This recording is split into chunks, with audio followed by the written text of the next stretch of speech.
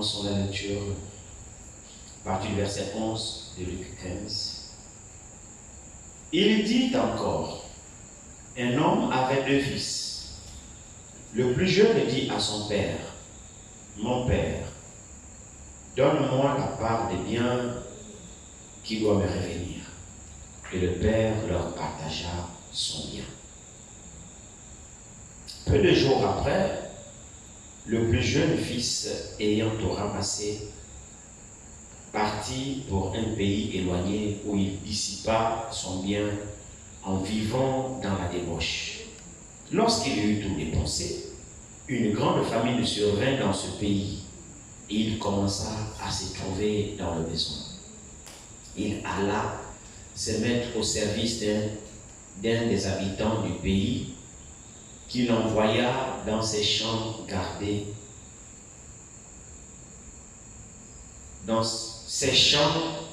les pourceaux. Il aurait bien voulu se rassasier des carouges que mangeaient les pourceaux, mais personne ne lui en donnait. Étant rentré en lui-même, il dit, combien d'ouvriers chez mon père ont du pain en abondance, et moi ici je meurs de faim. Je me lèverai, j'irai vers mon père, et je lui dirai, mon père, j'ai péché contre le ciel et contre toi. Je ne suis plus digne d'être appelé ton fils. Traite-moi comme l'un de tes ouvriers. Amen. Que le Seigneur ajoute la bénédiction avec sa parole. Nous asseoir.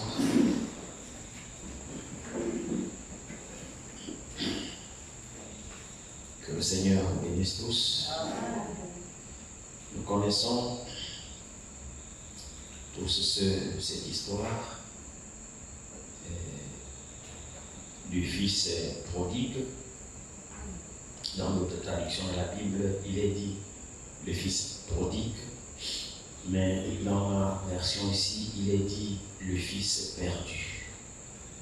Alors nous connaissons tous cette histoire, ce garçon. Nous savons que le Seigneur enseignait toujours par parabole, et les paraboles, ce sont des illustrations qu'il prononce pour effectivement passer un message qui est conforme à sa parfaite volonté. Et ici nous voyons que ce père avait 2 enfants, et il va arriver que le plus jeune va demander à son père de lui donner sa part des biens. Sa part des biens, ce que le père n'a pas discuté. Le père lui a remis sa part des biens, ce qui lui revenait le plein droit, puisque c'était un héritier de son père. Et le père lui a donné sa part des biens. Alors le jeune a pris ses biens, et la Bible nous fait savoir, ici ce sont des paraboles que le Seigneur prend. C'est une parabole, c'était une série de paraboles que le Seigneur prend ici. Il a commencé par la brebis perdue qui dévoue lorsqu'il a 100 brebis et qu'il y a une qui s'écarte, n'abandonne pas les 99 pour aller prendre la 100e. Après, il est arrivé aussi sur une femme qui avait 10 drachmes et qui a perdu une drachme, qui ne va pas balayer la maison, soulever les lits, allumer la lumière pour retrouver la drachme perdue. Après, il va enchaîner avec le fils prodigue ici. Et nous voyons que lorsque le Seigneur prend toutes ces paraboles, évidemment, il y a un message qui veut véhiculer. Il n'est pas celui qui parle pour faire plaisir aux gens ou pour amuser la galerie. Chaque parabole a un message. Et lorsque nous recevons ce message-là, il nous transmet évidemment la volonté de Dieu. Ici, sur le fils, nous allons parler sur le fils prodigue ici, ou sur le fils perdu. Il a demandé ses biens, donc le plus jeune a demandé les biens. Le père lui a donné sa part du butin, sa part d'héritage, autant pour moi. Et puis, quelques jours après, il est parti, il a déménagé, il a demandé son indépendance. Il ne voulait plus être sur la responsabilité du papa. Il ne voulait plus le mode de vie du père. Il ne voulait plus l'ambiance qu'il y avait dans la maison. Il ne voulait plus les ordres, les lois, la façon de vivre du papa. Il voulait son autonomie. Il voulait maintenant s'émanciper. Il avait en pensée un style de vie qu'il voulait avoir. Il se trouve qu'il avait été élevé dans la maison paternelle et le père avait une certaine éducation qu'il donnait à ses enfants. Il est devenu majeur, il s'est dit que cette voie-là, maintenant, ne le convient plus. Il ne se sent plus bien dans cette façon de vivre de papa. L'éducation de son père et tout ça, lui, il n'est plus là. Il a acquis d'autres, il a développé d'autres idées. Et certainement, il nourrissait ses ambitions depuis. Il attendait certainement qu'il puisse avoir la majorité pour pouvoir maintenant réclamer son indépendance auprès de son père. Et c'est son droit, lorsqu'il a eu l'âge de voler de ses propres ailes, c'est son droit. Et le père lui a donné sa part d'héritage. Et il a mis son dessein en exécution. Bon, je ne sais pas si le micro a un problème, c'est moi par contre qui ne veut pas beaucoup crier.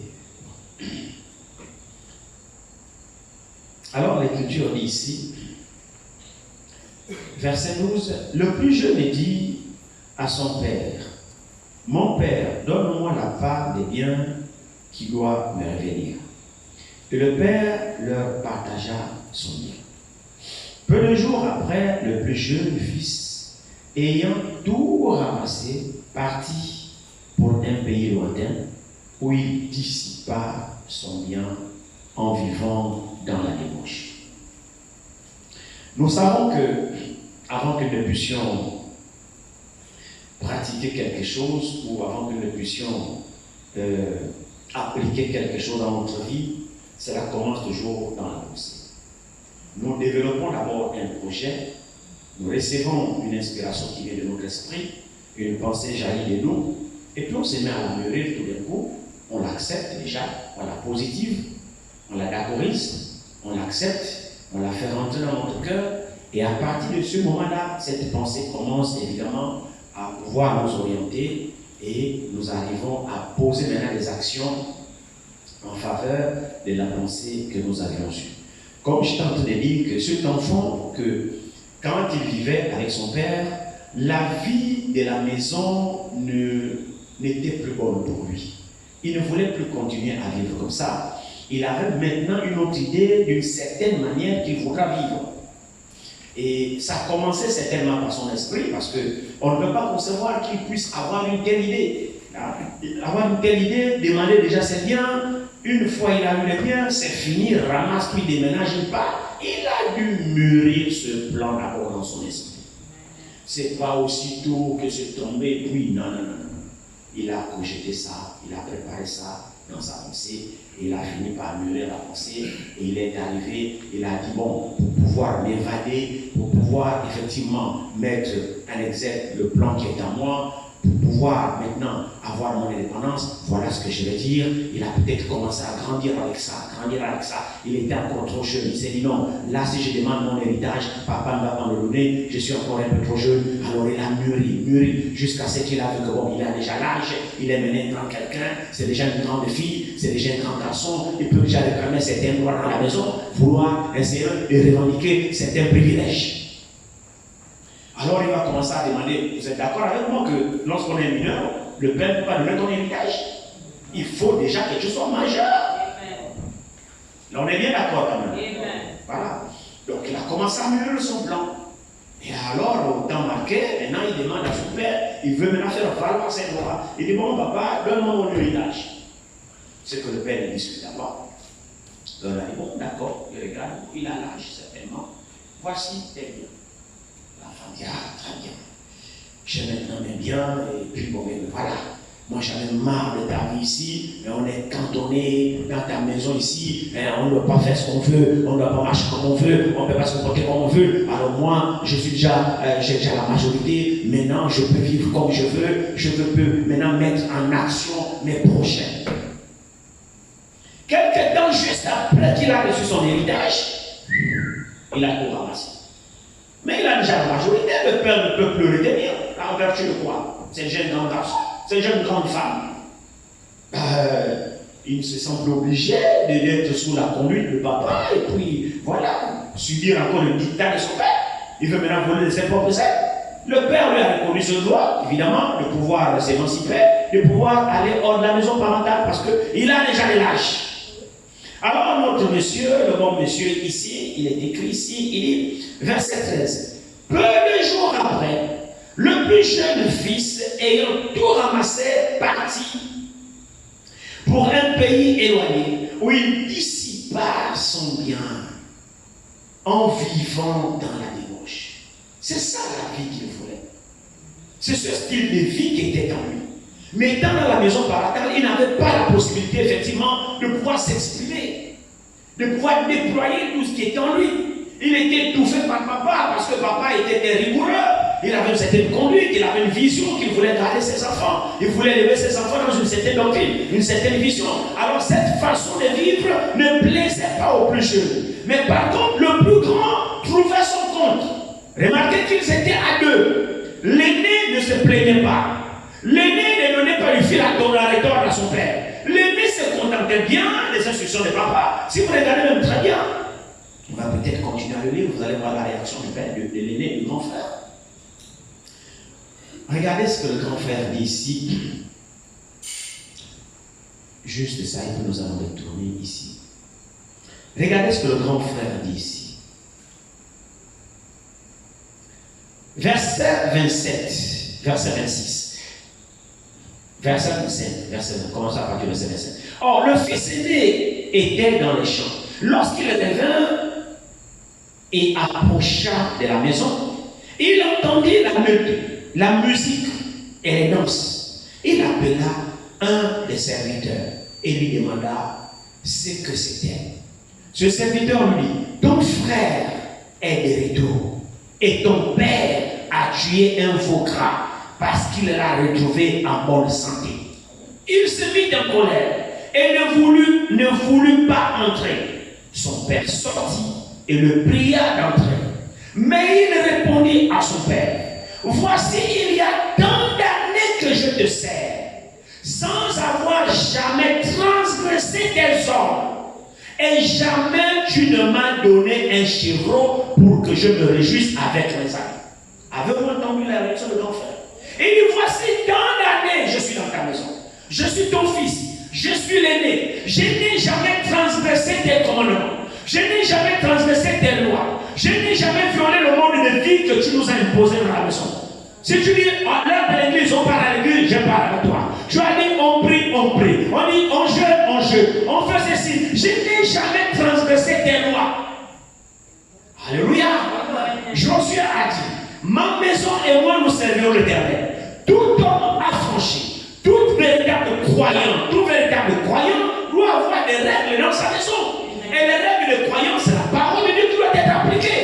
Et tous ceux qui vivent dans la maison de croyants doivent se soumettre à la parole de Dieu, à la loi du Dieu du croyant. Alors cet homme-là ici aussi avait des lois dans sa maison. Et ses enfants devaient s'y soumettre. Alors l'aîné est surpris, évidemment, parce qu'il reconnaît en lui-même que depuis qu'il est avec son père, il n'a jamais transgressé le commandement de son père. Donc c'était un enfant obéissant. C'était un enfant qui supportait son père, qui était poli, obéissant, respectueux, doux. Alors ça l'a surpris la réaction de son père. Alors revenons un peu en arrière sur notre jeune ami ici. Alors nous découvrons qu'il a pris tous ses biens, il a tout ramassé et puis il est parti dans un pays lointain. Il a commencé vraiment à s'extérioriser. Alors là, il était vraiment comprimé, il était compressé dans la maison parentale, il n'arrivait pas à mettre en musique tout ce qui était à l'intérieur de lui, et certainement, il commençait à développer un comportement hypocrite dans la maison. Ben c'est sûr, parce qu'il n'a pas eu cette pensée aussitôt, il a commencé à préparer sa dépouille dans son esprit. Il attendait seulement le moment propice pour pouvoir exprimer ce qui était réellement lui. Donc dans la maison, il s'étouffait déjà. Il s'étouffait. Il n'était pas du tout content avec la vie de papa. Il n'était pas du tout content avec le roi de la maison. Donc il s'étouffait. Et certainement, en train de s'étouffer, il développait un comportement hypocrite. Lorsqu'il est hors de la maison, il commence à essayer de s'exercer dans des comportements qui ne sont pas justes, à l'insu de son père. Mais il était toujours limité parce qu'il habitait dans la maison de son père. Alors il fallait qu'il demande son indépendance et qu'il s'évade pour qu'il puisse maintenant vivre pleinement sa vie. Qu'il voulait. Et une occasion lui a été donnée de pouvoir maintenant partir. Et lorsqu'il est parti, verset 13, peu de jours après, alors, voilà, peu de jours après, le plus jeune fils, ayant tout ramassé, partit pour un pays lointain, où il dissipa son bien en vivant dans la débauche.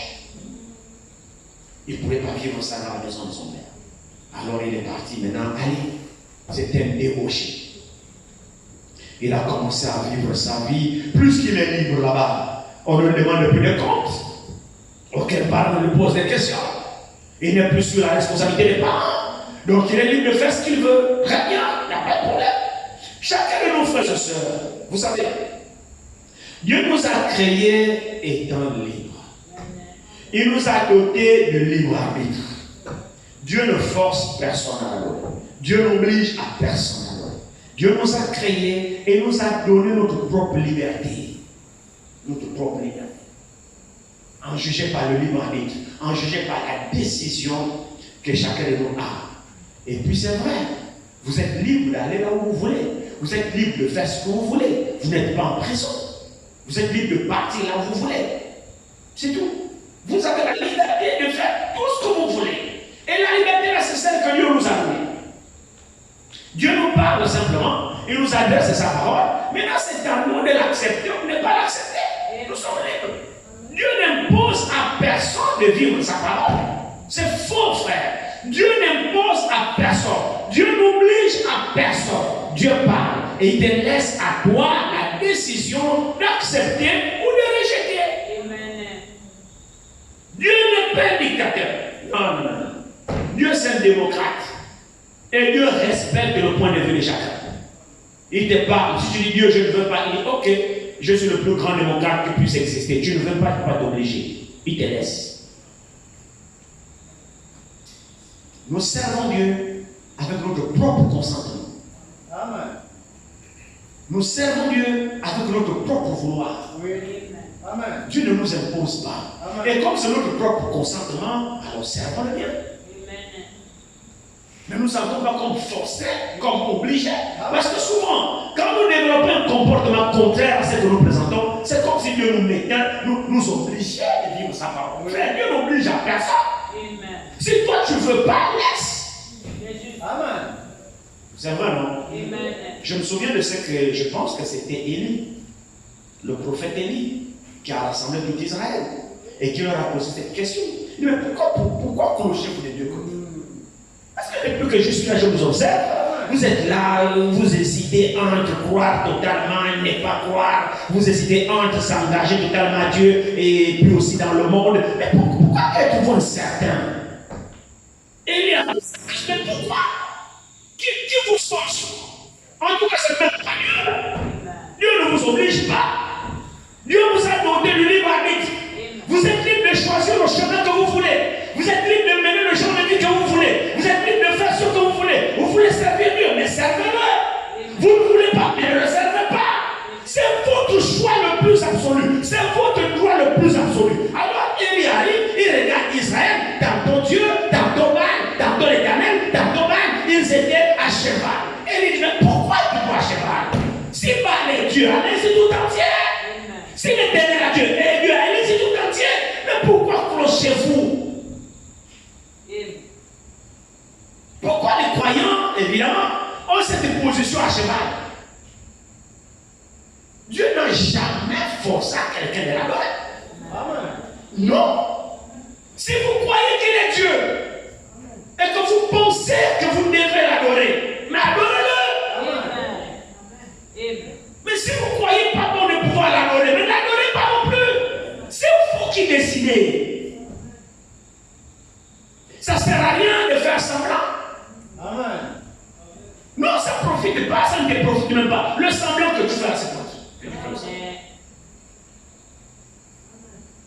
Alors ici, il est parti maintenant évidemment manifester effectivement ce qui était dans son cœur. Mais tenez-vous tranquille, poursuivons la lecture ici. Verset 14.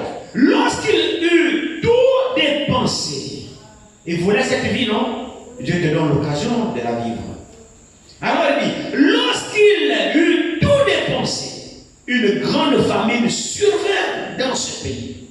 Et il commença à se trouver dans le besoin. Il alla se mettre au service d'un des habitants du pays, qu'il envoya dans ses champs garder les pourceaux. Il aurait bien voulu se rassasier des carouges. C'est ça, non? Les carouges, ce sont des fruits, en fait. Des fruits qu'on mangeait. Alors, il dit ici, il aurait bien voulu se rassasier des carouges que mangeaient les pourceaux, mais personne ne lui en donnait. Donc, les fruits même là, que les pourceaux mangeaient, il était prêt, parce que la galère était tellement forte, qu'il a dissipé tous ses biens. Il avait un héritage qu'il a dilapidé avec les prostituées, avec les Philistines, des prostituées, boire le vin, se saouler, faire tout ce qu'il voulait. Oh, c'était aussi sa papa. Il avait beaucoup d'argent. Et puis il a dépensé. Il n'y a pas de problème, c'est ton droit. Ça t'appartient. Tu fais l'usage que tu désires. Alors, il est arrivé qu'il a dépensé, il finit. Il n'a plus rien. La famine s'abat dans le pays. Alors là, vraiment la galère. La galère commence à frapper. Il doit chercher pour manger. Il doit se débrouiller pour manger. Qu'est-ce qu'il va faire? Alors il part chercher des bricoles chez les habitants du quartier. Bonjour, il n'y a pas de travail chez vous, il n'y a pas de travail, machin. Ah non, il n'y a pas de travail ici. Il part chez le voisin. La faim commence à le tourmenter. Ça devient difficile pour lui. Il est en face d'une réalité qu'il n'avait pas pensé. Il n'avait pas pensé à ça. Comme on a une vue courte. Vous savez, il pensait qu'il avait le droit de faire ce qu'il voulait. Et son père le laissait aller là où il voulait. Mais il avait une vue courte. En dépensant, il s'est dit, bon, c'est mon argent, ce sont mes biens. Je suis libre de faire ce que je veux. C'est mon corps, j'ai le droit d'aller faire ceci. C'est mon corps, je ne peux pas faire de mon corps ce que je veux. Il pensait qu'il avait tous les droits, il n'y a pas de problème. Mais sauf que devant, tu ne connais pas.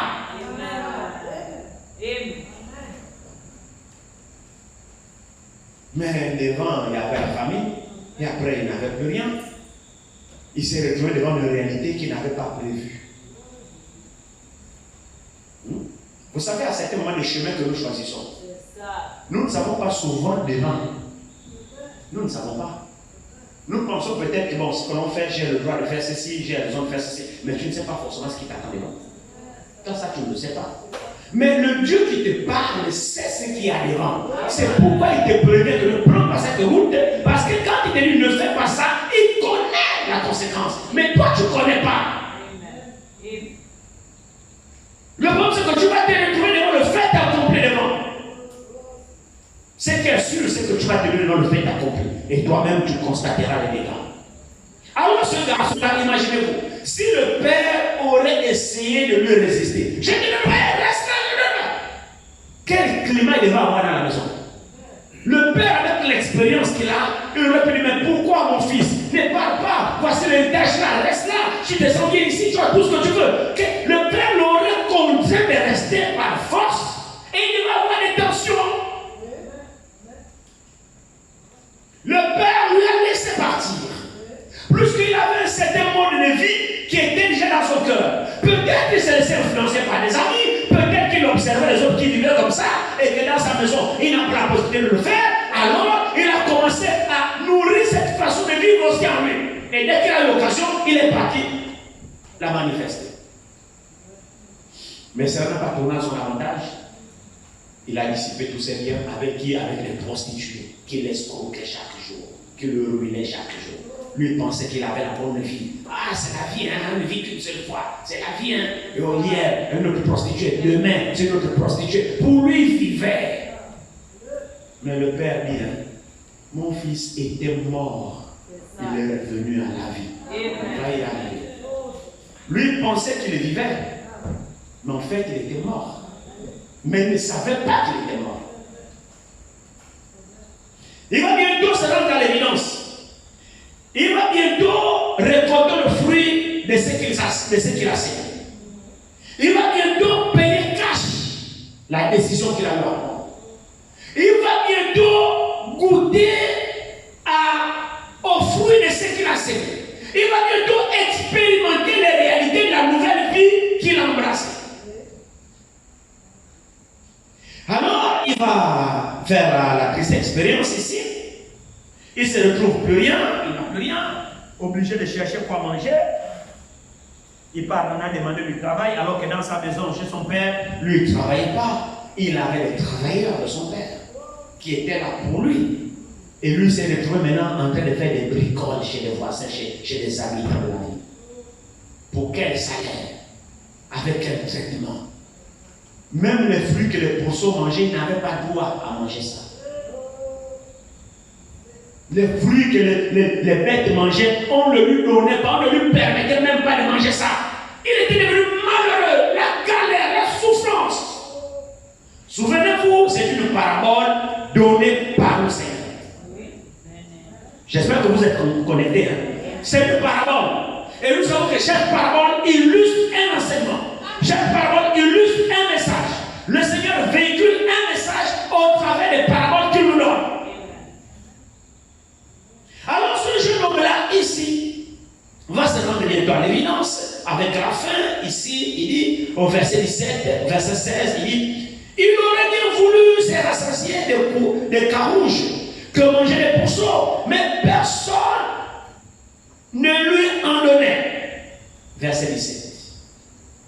Étant rentré en lui-même, il dit, combien d'ouvriers chez mon père ont du pain en abondance? Et moi ici, je meurs de faim. Ah, ça commence à venir. Alléluia. Ça commence à venir. Frères et sœurs, aussi longtemps qu'il était dans la maison de son père, aussi longtemps qu'il vivait dans l'abondance, aussi longtemps qu'il était en paix, il n'avait jamais réalisé l'importance de son père. Il n'avait jamais réalisé les bienfaits de la vie qu'il menait chez son père. Il n'avait jamais réalisé la grâce qu'il avait d'avoir un tel père et d'avoir une telle vie dans la maison parentale. Il ne comprenait pas la grâce qu'il avait d'avoir un tel père. Il ne comprenait pas la grâce qu'il avait d'avoir une telle vie. Oh frères et sœurs, cette vie-là ne lui importait peu, ne lui importait pas grand-chose, parce qu'il n'avait pas réalisé effectivement la grâce qu'il avait d'avoir une telle vie dans une telle maison. Quand est-ce qu'il l'a réalisé? C'est quand il a dû quitter cette vie. Il a abandonné cette vie. Il s'est retrouvé ailleurs. Devant le besoin, c'est là où il fait la comparaison. Mais la vie que je mène ici, là, par rapport à la vie que j'avais chez mon père, mais même finalement,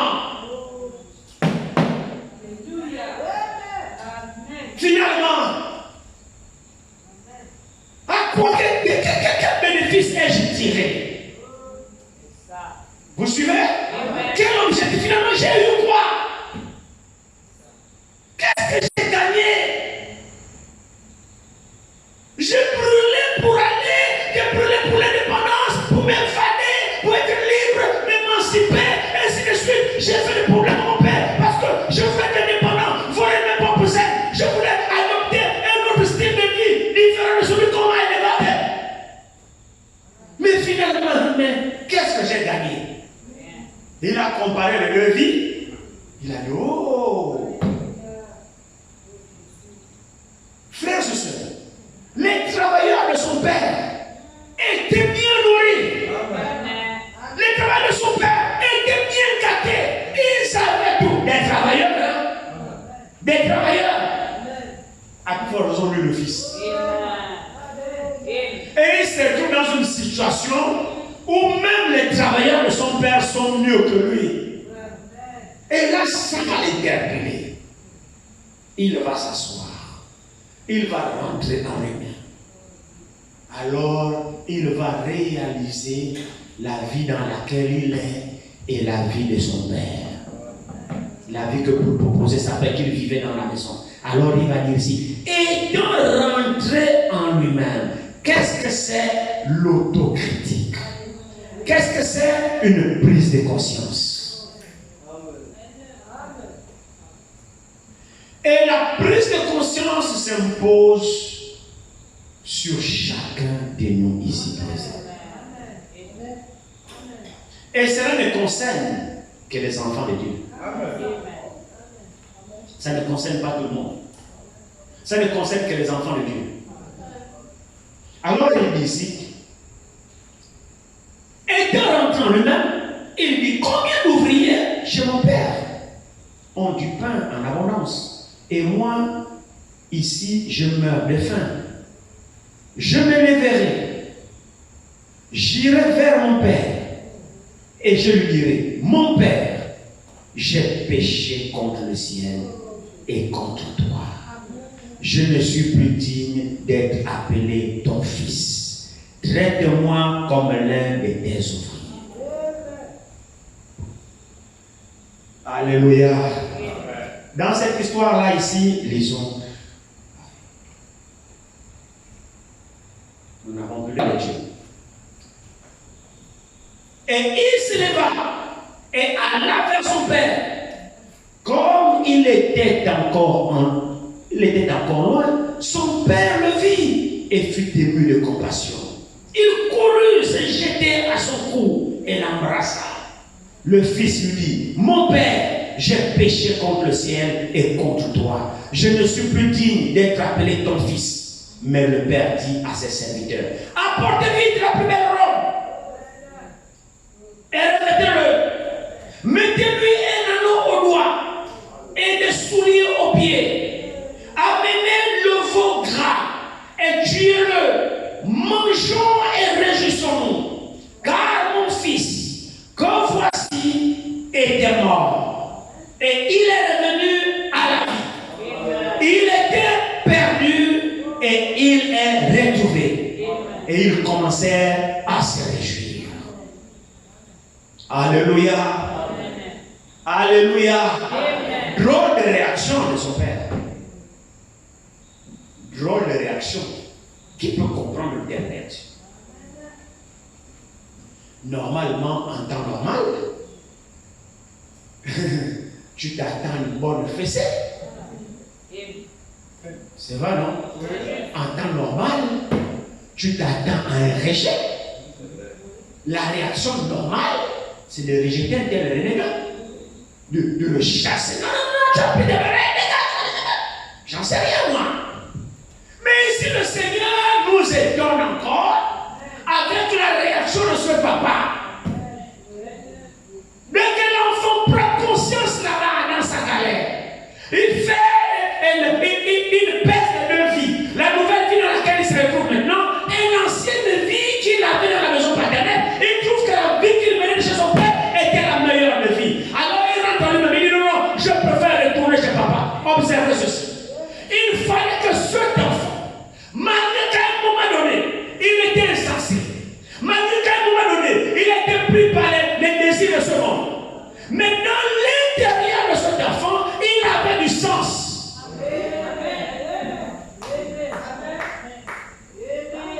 Parce que frère, c'est pas tout ce qui revient. Oui. Il fallait que cet enfant ait une conscience et qu'il comprenne que j'ai mal agi. Alléluia. J'ai mal agi. Au lieu de souffrir ici, je préfère retourner chez mon père, même s'il me tape, même si je ne plais pas l'héritage, même si je ne plais pas d'être fils, mais qu'il me traite comme l'un de ses serviteurs. Parce que la façon dont mon père traite même ses serviteurs est meilleure. Je préfère ce traitement-là. Alors il fallait qu'il soit armé de courage. Premièrement, qu'il soit armé d'humilité. Parce que l'orgueil, il peut lui dire non, je ne parle pas. Je préfère, non, j'ai quitté son, je ne parle pas. Moi, je préfère. Qu'est-ce que c'est? L'orgueil va t'amener où? Nulle part. Il est rentré en lui-même. Et pourquoi est-il rentré en lui-même? Et pourquoi est-il arrivé à cette conclusion? C'est parce qu'il connaissait la nature de son père. Il connaissait qui était son père. Il connaissait le comportement de son père. Il connaissait la nature de son père. Il savait que son père était bon.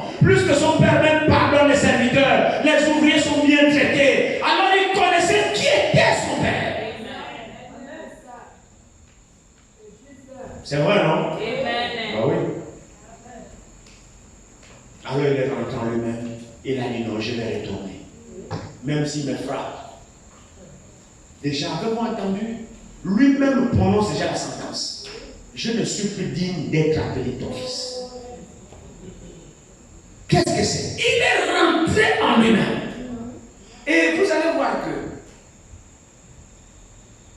un véritable fils de Dieu qui a la nature de Dieu en lui a cette disposition-là. Vous savez, frère, la repentance, c'est pour les enfants de Dieu. Le diable ne se répand jamais. Jamais. Et ses enfants non plus. La repentance, c'est pour les enfants de Dieu. Ça veut dire qu'on peut toujours se tromper dans nos choix. Mais puisque la sémence divine est à nous, on rentre toujours à nous-mêmes pour comprendre que non, j'ai mal agi. Et quand tu as mal agi, alors confesse, répands-toi. C'est ça ce qui caractérise les enfants de Dieu. Les enfants de Dieu ne s'entêtent pas dans la rébellion. Les enfants de Dieu ne persévèrent pas dans la rébellion. Les enfants de Dieu, à un moment donné, ils rentrent en lui-même, ils comprennent que cette vie que je mène n'est pas la mienne. Frères et sœurs, il ne fabrique pas. C'est la nature qui est en lui. Et cet enfant-là savait qu'il a un père. Et il connaissait la nature de son père. Comme je le disais, c'est une illustration. Quand le Seigneur prend ici ce passage-là d'un père avec les enfants, mais en réalité, le Seigneur veut parler de toi et de lui. Cette parole-là ici, le Seigneur parle de toi et lui. Tes rapports avec lui. À un moment donné, tu es désobéissant. Tu abandonnes sa parole. Tu vis n'importe comment. Il est là, il est ton père. Il attend seulement que tu rentres en toi-même, que tu comprennes que tu as mal agi. Il est là, il t'attend les bras ouverts, que tu reviennes, il va te recevoir.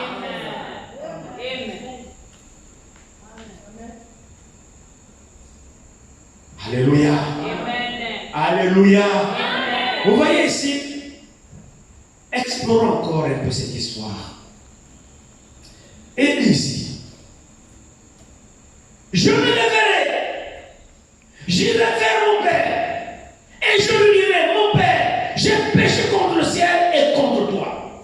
Cette partie-là, vous savez, frère, le diable, il veut notre mort. Le diable veut notre destruction. Mais Dieu veut notre vie. Dieu ne veut même pas la mort du pécheur. Tout ceci, c'est pour nous montrer effectivement qui est Dieu et comment agit-il. Le pardon et la miséricorde sont dans tes mains. Il ne veut pas la mort du pécheur. Or, le diable, lui, il veut effectivement notre mort. Il veut que nous soyons détruits comme lui. Comme lui, il sait qu'il n'a pas de repentance. Non, le diable ne se répand pas. Il sait qu'il ira dans un enfer. Il ne veut pas les seuls. Vous allez remarquer que c'est là où il nous attrape souvent. Cette histoire est tellement riche que nous devons comprendre qu'est-ce que Dieu veut. Qu'est-ce que Dieu attend de nous. Et c'est un enfant qui a demandé son héritage et que le père a donné. Et il n'a pas su faire bon usage de l'héritage. Il est parti lapider sa vie de prostituée, s'il vous plaît. Donc il vivait comme un porc, une vie de débauche. Maintenant, essayez de développer la vie de débauche à votre entendement. Quand on dit que quelqu'un mène une vie de débauche, c'est une vie de chien, une vie de porc. Il est livré à tout. Ce garçon-là s'est livré à tous les plaisirs. Avec les prostituées, imaginez-vous simplement quel genre de vie ce garçon devait mener. Donc sur le péché, buvait le péché comme l'eau. C'était un impie, un souillé, un porc, un débauché. C'est la vie qui le menait. Le Seigneur nous prend cet exemple pour nous montrer, mon frère, ma soeur, que quelle que soit la bassesse dans laquelle tu es tombé, si tu es fils de Dieu, la grâce est célèbre.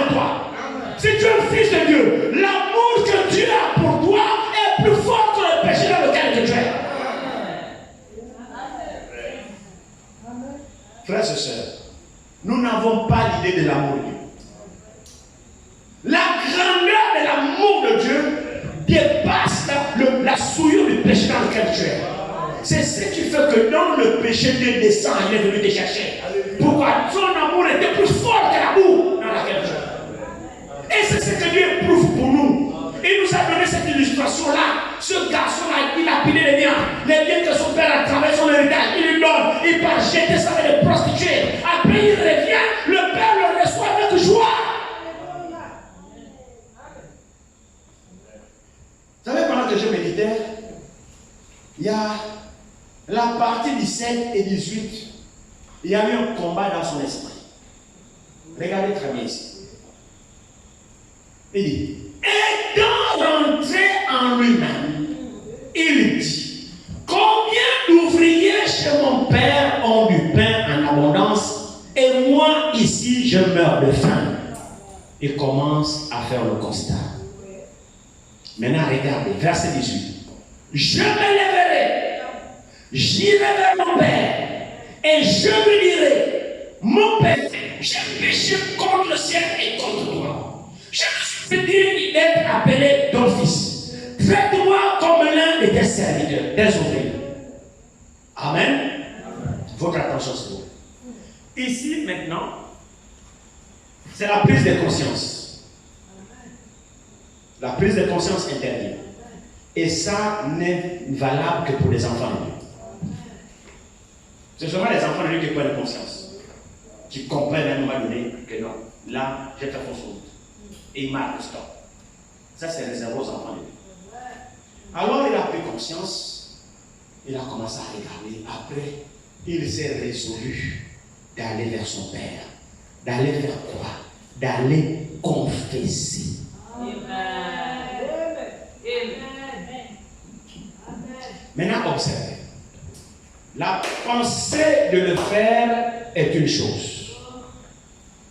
Le faire est une autre chose. C'est là où intervient le combat. Dans la réalité dans laquelle il était, il a pris conscience que non, ça ne peut pas continuer comme ça. Ça ne va pas. Frères et sœurs, ça a pris de lutte dans son esprit. C'était une lutte. Ça ne peut pas continuer comme ça. Il doit rester. Non, ça passe comme ça. Non, ça passe comme ça. Maintenant, le faire, c'est un problème. Pendant qu'il est là, Seigneur, aide-moi, je vais confesser, je vais dire ceci, je vais dire aide-moi. C'est là dans son esprit. Maintenant, le faire. Le diable travaille. Parce que, figurez-vous, le diable l'a déjà eu.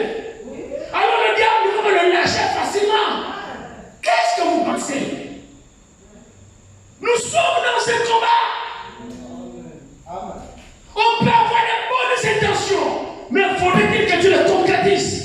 Au moment de les appliquer, le diable vient. Ne fais pas. Le diable va le prêcher. Tu vas aller chez ton père. Toi-même, vas-y. Tu as vu comment tu as jeté il va te chasser. Quoi? Tu as vu ce que tu as fait? Tu penses qu'il va continuer à se voir? Non, tu perds ton temps, laisse. Pour être frère, le diable travaille. Le diable va mettre le bâton dans les roues pour empêcher ce garçon d'aller là-bas, se réconcilier avec son père. Vous pensez que les choses étaient faciles pour lui? C'est un texte qu'on parle. Mais il y a un combat spirituel qui se passe. Il fallait maintenant que lui puisse se décider d'affronter son père. Malgré tout ce que le diable lui présentait. Si tu vas là-bas, il va te chasser. Tu sais que tu t'es mal comporté. Voilà, il est même au courant de ce que tu as fait. Regarde. Tu as que lui là, tu connais sa rigueur, non? Tu sais comment il fonctionne, non? Si tu vas là-bas, il va pas te recevoir. Laisse tomber. Il fallait qu'il aille à la compte de tout cela. Amen. La confession, c'est pas facile.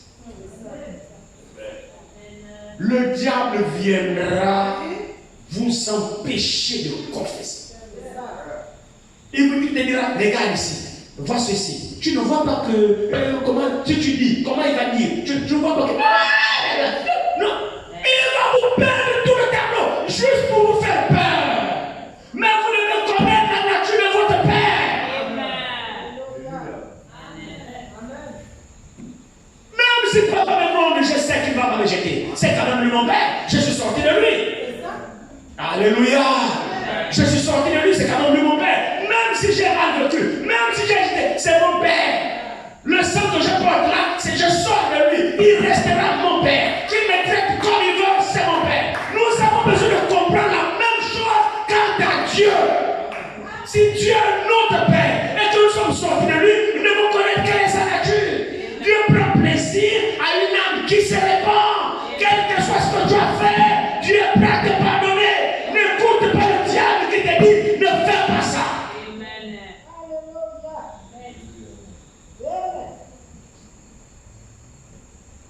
Là, il y a un combat. Alors, il a commencé à calculer ce qu'il va dire à son père dans son esprit. Mais il fallait qu'il soit assez fort et déterminé pour le répéter à son père. Ce qui est merveilleux, si vous voyez le verset 18, le verset 18 à 19 nous montre ce qu'il s'est résolu d'aller dire à son père. Il dit, je me lèverai, j'irai, je confesserai, et je lui dirai ceci, que je me suis puni directement comme le mettaient ses ouvriers. Ça, c'est ce qu'il s'est dit. Quand il va partir son père avec l'humilité, c'est ce qu'il va dire. C'était dans son esprit. Maintenant, regardez, l'a-t-il réellement fait?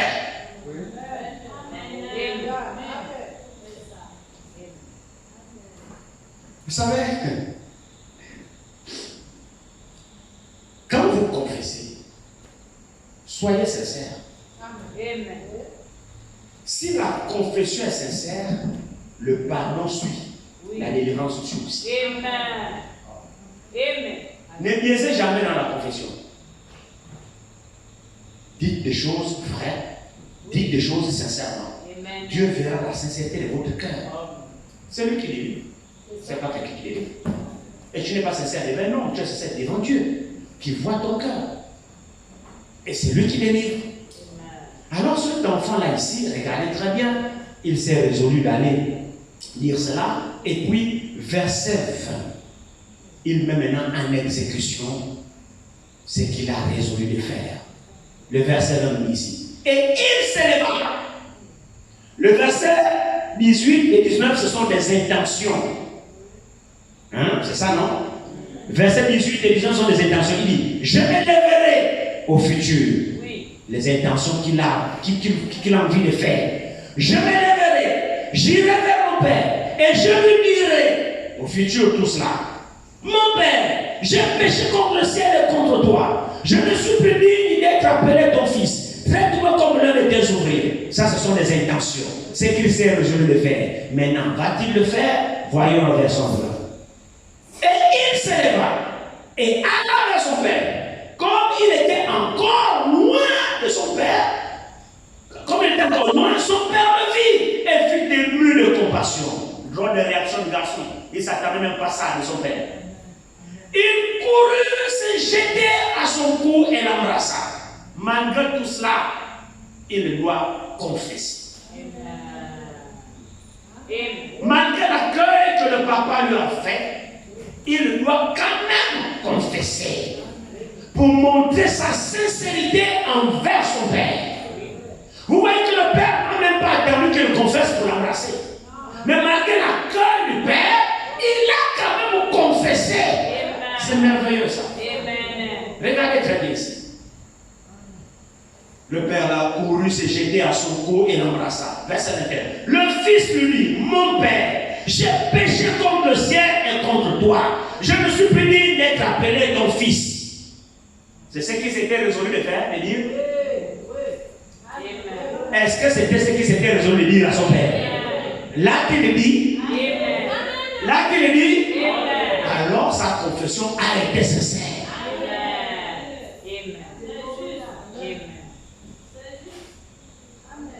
Amen. Sa confession a été sincère.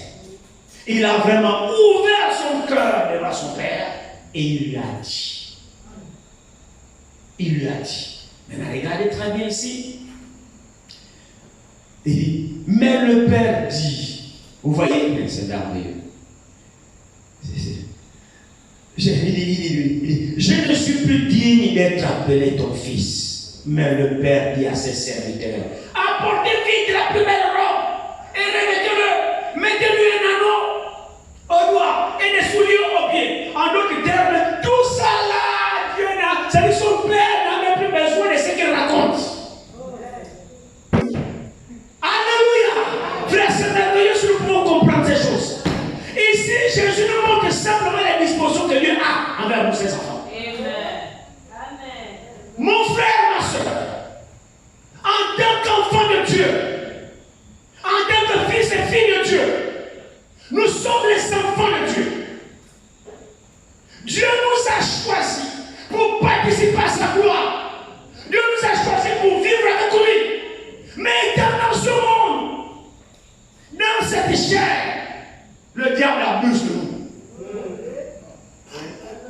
nous entraîne dans les voies tortueuses, dans les mensonges, dans les rancunes, dans les colères, dans les comportements bizarres. Mais tu es un enfant de Dieu. Amen. Tu es une fille de Dieu, tu es un fils de Dieu. Ne prospère pas dans cette voie. À un moment donné, tu vas rentrer dans ton, tu vas comprendre que non, ça ce n'est pas ma vie. Amen. Alléluia. Et ça c'est le rôle du Saint-Esprit. Parce qu'il nous convainc dans le cœur une fois nous nous écartons de Dieu.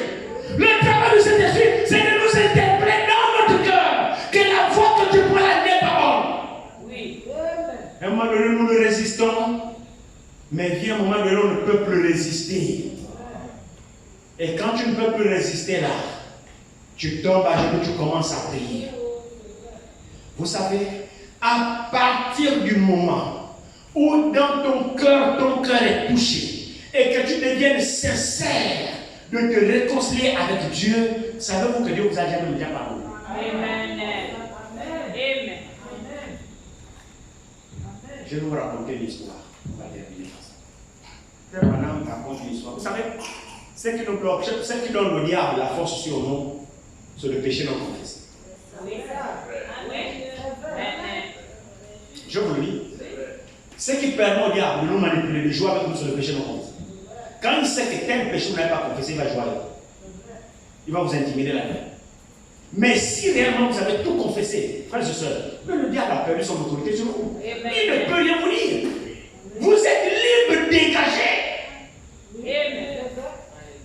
Frère Branham raconte une histoire. Je pense, je ne me souviens plus, ça fait très longtemps que j'ai lu cela. Je pense que c'était un enfant dans la maison qui avait fait une gaffe. Je ne sais plus très bien, je ne me souviens plus. Vraiment, pardonnez-moi s'il n'y a pas de détails, mais comprenez simplement l'idée que je vais transmettre. C'est à peu près ça l'histoire, mais je n'ai pas exactement l'exactitude. S'il avait cassé quelque chose, un bien de son père, je pense, un bien tellement important de son père, quelque chose comme ça dans la maison, et le père avait les travailleurs. Le père avait les travailleurs.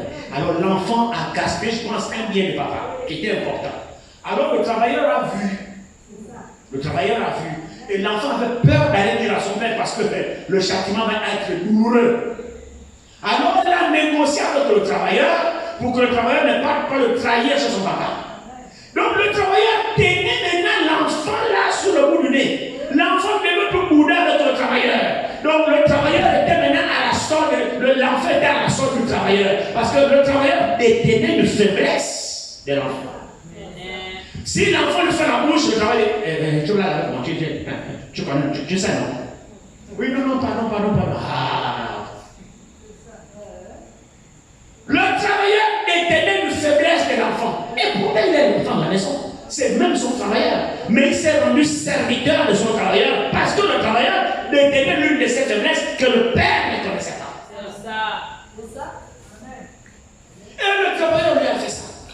Joue avec lui. Tu connais. Ce que tu as fait, tu veux que je dise à tout le monde. Je vais te trahir, je vais dire à tout le monde de m'assembler, tu auras honte. Et c'est là où le diable nous tient. C'est là où le diable nous tient. Mon frère, ma soeur, frère Branham dit, l'enfant m'a donné en avait marre. Il en avait marre, il dit de toute façon, c'est mon père. Je vais aller lui dire ça. L'enfant est parti dire à son père, papa, telle chose, l'héroïne c'est moi. Mais le problème c'est que le travailleur ne savait pas que le père, l'enfant a réglé l'affaire avec le père. Alors l'enfant était dégagé parce qu'il a réglé l'histoire avec le papa. Alors un jour quand le travailleur a voulu encore faire du chantage à l'enfant a dit va faire ce que tu veux. Alléluia. Il dit va faire ce que tu veux. Ah bon, tu me parles comme ça? Oui, je te parle comme ça. Pourquoi? Parce qu'il sait que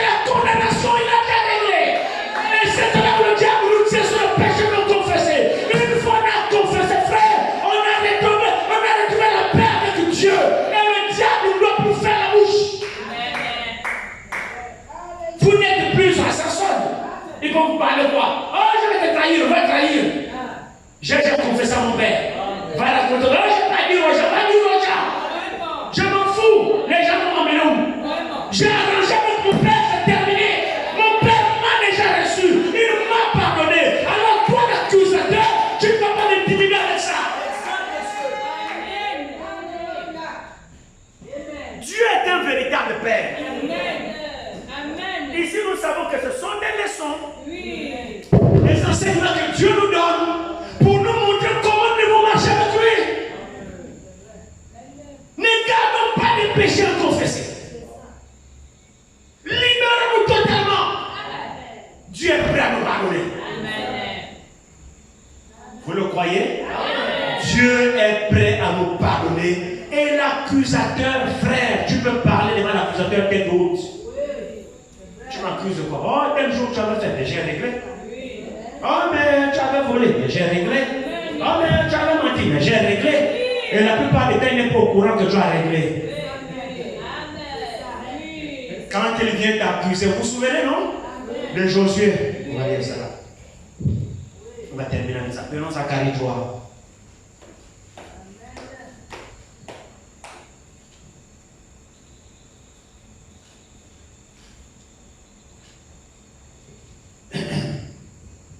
Zacharie chapitre 3, nous terminons avec ça. Partir du premier verset. Il me fit voir Josué, le souverain sacrificateur, debout devant l'ange de l'Éternel, et Satan qui se tenait à sa droite pour l'accuser. Vous voyez? C'est ça son travail. L'accuser. Il fallait que cet enfant soit rempli de détermination pour rejeter l'accusation que Satan mettait dans son esprit. Ah, tu vas aller, ton père va te chasser, il va te frapper, il a fallu qu'il dise, j'irai de toute façon. Peu importe comment il me traitera, j'irai. Je vais régler cette histoire, j'irai. En faisant cela, l'accusateur va perdre son pouvoir sur toi. Amen. Il dit ici, parce que lui fait son travail, il dit, il me fait voir Josué, le souverain, c'est formidable. Ici, Josué n'était même pas un simple sacrificateur, c'était le souverain sacrificateur. Donc, c'était le chef des sacrificateurs de son époque, Josué. Il était le chef de tous les sacrificateurs. C'est ça le souverain sacrificateur. Alors, ici, il me fait voir Josué, le souverain sacrificateur, debout devant l'ange de l'Éternel. Donc, il faisait son service. L'ange de l'Éternel, c'est Dieu lui-même. Il était debout devant l'ange éternel dans l'exercice de ses fonctions. Josué, le souverain sacrificateur, se tenant en présence de Dieu. Mais le problème, c'est que Josué, et Satan se tenait à sa droite pour l'accuser. Et pourquoi l'accusait-il? Il dit, l'Éternel dit à Satan, dit, que l'Éternel te réprime, Satan. Que l'Éternel te réprime. Satan. Que l'Éternel te réprime. Lui qui a choisi Jérusalem, n'est-ce pas là un tison arraché du feu? Or, Josué était couvert de vêtements sales et il se tenait debout devant l'ange. Le vêtement sale, c'est la symbolique du péché. Amen. Le vêtement sale symbolise le péché. Et Josué était le souverain sacrificateur au service de Dieu avec un péché. Et Satan a saisi la place là pour accuser le souverain sacrificateur à Dieu à cause du vêtement sale qu'il avait. C'est lui l'accusateur. C'est son travail. Il doit faire son boulot. Mais la façon dont Dieu nous voit, c'est pas toujours comme ça que le diable nous voit. Comment Dieu nous voit-il? C'est ce père-là qui a reçu son enfant avec joie. Il a organisé un festin. Il a donné une nouvelle robe, c'est-à-dire c'est le type de la sanctification. Hein? Il a délivré complètement, il a donné de nouveaux vêtements. C'est pour le vêtement du péché qu'il avait. Vous voyez, c'est-à-dire que lorsqu'on se répand, on confesse, la délivrance suit. On ôte le vêtement sale et on nous donne un nouveau vêtement. Hein? Portez une nouvelle robe, un nouveau vêtement. Il faut ôter le vêtement sale là, la mauvaise vie qu'il avait là, puisqu'il a déjà confessé, il s'est repenti. Alors maintenant, j'ai été la mauvaise vie là. Donnons maintenant la nouvelle vie. Le pardon, la délivrance. Oui. Avez-vous entendu? Amen. Mettez-lui les chaussures, les souliers aux pieds. Il n'avait même pas de souliers. Mettez-lui les souliers. Qu'est-ce que c'est? Le zèle de l'évangile. Amen. Donc son retour, Dieu l'a équipé. Oui. Dieu l'a équipé à organiser une fête. Alors nous, l'autre, le grand frère, s'est énervé. Il était au champ, toujours à la tâche, toujours à la tâche, toujours à la tâche. Il vient, il écoute à la maison, oh, les danses, la musique, les danses. Oh, je n'ai pas laissé la fête le matin quand je suis allé au travail champêtre de mon père pour accomplir la tâche que mon père m'a envoyée. Je suis parti faire la tâche journalière, les instructions de papa, j'ai obéi, je suis parti, je n'ai pas laissé la fête. Maintenant, j'ai bien la fête. Il appelle les travailleurs.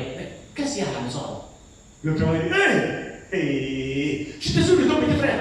Ah, mais frère, oui, oui. Il est revenu à la maison. Et ton père, je t'ai dit que c'est ton père a fait. Ton père a pris une nouvelle robe qu'il a à la cantine. Il lui a donné les souliers. Il a tué un faux crâne. Il a invité les voisins. La fête là, c'est à son honneur. Quoi? Papa s'est dit, oui, ton petit frère est là. Le grand frère fâché. Comment papa peut faire ça? Moi, je suis avec lui tous les jours ici. Il n'organise pas de festin pour moi. Et le voyou là, un bandit, un débauché comme ça, un souillé, un pécheur. Il revient, et puis c'est pour un voyou comme ça qu'il fait. Non, papa, non, moi je ne suis pas d'accord. Ce n'est pas venu. Il dit, moi je ne rentre plus dans la maison là. Et Aude, le père vient. Mon fils, qu'est-ce qu'il y a? Non, je suis avec toi ici, mais quel jour tu m'as fait la fête? Je suis avec toi ici. Je t'obéis. Je fais ce que tu me demandes. Ne fais pas ceci. Je ne fais pas. Marche comme ça. Je fais tout ça. Jamais tu n'as organisé une fête. Jamais tu n'as tué un porc pour mon honneur. Mais n'aime pas dire comme ça. Il revient. Votre fête. Non, moi je suis pas d'accord. Le père dit, mon enfant, viens.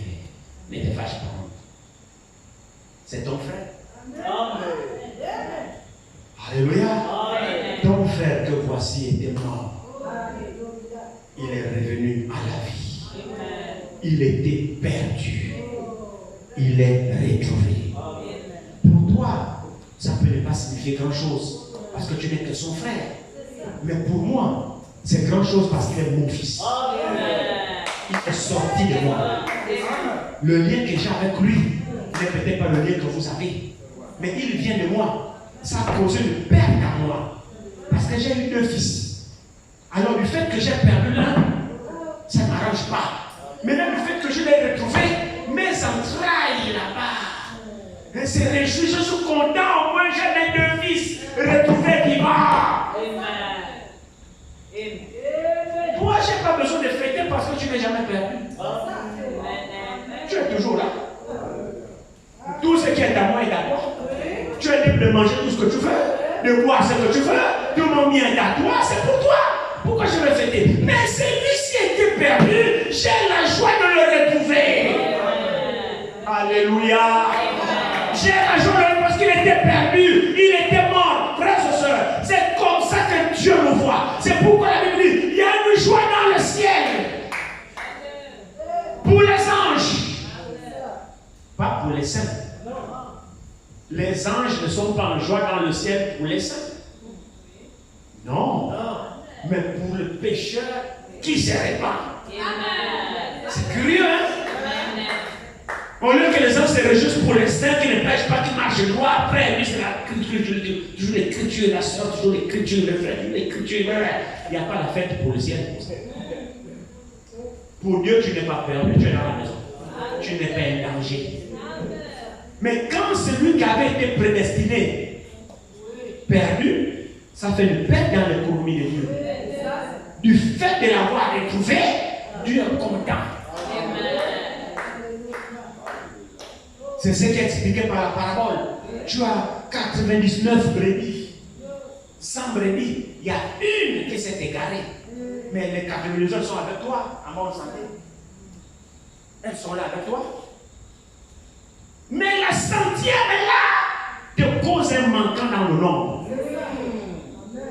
C'est pourquoi tu es prêt à laisser en sécurité les 99 qui sont en sécurité. Voilà la recherche de la centième qui est prête. Parce que tu tiens à la centième là. Tes brebis normalement sont 100. C'est pas 99. Tu tiens au nombre. C'est pourquoi ceux qui ont été prédestinés au salut, Dieu va les retrouver. Et l'évangile qui est prêché, c'est à la recherche de la brebis égarée. Amen. L'évangile qui est prêché, c'est pour rechercher la brebis qui est égarée. Lorsqu'elle est retrouvée, c'est une joie. C'est vrai, non? C'est pourquoi, bien aimés frères et sœurs, lorsque vous voyez un bien-aimé rétrograde ou une bien-aimée rétrograde, ne vous réjouissez pas. Ne vous réjouissez pas. S'il revient, même nous les hommes, nous ne pouvons pas de joie lorsqu'un frère qui a été rétrograde revient. Une soeur qui marchait avec vous, un moment donné qui abandonne la foi, après un bon moment, elle revient parmi vous. Vous n'êtes pas en joie de la foi. Ou bien vous vous fâchez parce qu'elle est revenue. Nous devons prier pour des frères qui sont rétrogrades, pour des sœurs qui sont rétrogrades. Le sentiment qui doit nous animer, c'est que tout le nombre soit complet. Ne nous réjouissons pas de la chute des frères. Ne nous réjouissons pas de l'égarement d'une sœur. Même si le frère a fait ce qu'il a fait. C'est vrai, on peut dénoncer, on peut crier, mais ayez les sentiments de le gagner. Priez pour que Dieu le ramène. Et lorsqu'il sera revenu, c'est notre joie. Alléluia. Tant qu'il y a le souffle de vie, Dieu peut toujours agir. N'envoyons pas les bien-aimés en enfer avant Dieu. Oh? N'ayons pas toujours la cachette facile. Ah frère, c'est directement en enfer. Non, frère, déjà en enfer. Non, ne faisons pas ça. Prions simplement pour des frères. Prions pour des sœurs. Que le Seigneur les ramène. Qu'il les ramène. Parce que la parole du Fils prodigue, c'est pour nous. Le Seigneur a donné ces illustrations pour nous montrer que nous pouvons nous égarer à un moment donné, mais aie le courage, reviens. Ton Père est prêt. Il t'attend. Il n'attend que ça. Que tu reviennes. Il va te recevoir. Nous avons un Père merveilleux. C'est ça Dieu, frères et sœurs. C'est ça la nature de Dieu. Dieu, c'est un bon Père. Alléluia. C'est un bon Père. Pour l'instant, il est encore bon, mais il sera un feu dévorant. C'est pourquoi l'évangile est prêché, pour nous montrer la qualité qui agit en lui en ce moment. En ce moment, c'est sa miséricorde qui agit. En ce moment, c'est sa grâce qui agit. En ce moment, c'est sa compassion qui agit. Avez-vous entendu? Lorsqu'il a vu le Fils au loin, il n'était même pas encore arrivé à lui. La Bible dit, il a été saisi depuis de compassion. Il a eu compassion de son enfant. C'est-à-dire, il a eu pitié de lui. La compassion, c'est une grande pitié qu'on a à la voix de quelqu'un. C'est ça la compassion. Quand on dit, soyez compatissants les uns les autres, c'est-à-dire, on doit avoir la pitié les uns pour les autres. C'est-à-dire, on doit se mettre à la place des autres. C'est ça la compassion. La Bible dit, lorsqu'il a vu ce voyou là venir, au lieu de le détester, de se fâcher, il a eu compassion de lui. Il a couru l'embrasser. Oh? C'est ça la nature que nous devons mettre en avant présentement de notre Dieu, qui est prêt à nous accueillir. Mon fils, reviens à moi. Ma fille, reviens à moi. Ne nous entêtons pas. Jésus, par cette parabole, voulait nous montrer la nature de Dieu, qui est prêt à accueillir ceux qui veulent revenir. Alléluia. Tu veux te repentir, le ciel est ouvert. N'écoute pas le diable qui dit, ah, il va me débarrasser, n'écoute pas ça. Reviens à ton Dieu. Il est prêt à te pardonner. Il est prêt à avoir compassion de toi. Il suffirait que tu reviennes de tout ton cœur. Le ciel est ouvert. Il veut de toi dans sa bergerie. Il a besoin de toi. pourquoi toutes ces paraboles sont données. Frères et sœurs, Dieu ne veut pas notre mort. Même ce soir, il attend ton retour à la maison. Que tu reviennes à lui de tout ton cœur. Amen. Amen. Que Dieu vous bénisse. Amen. Amen.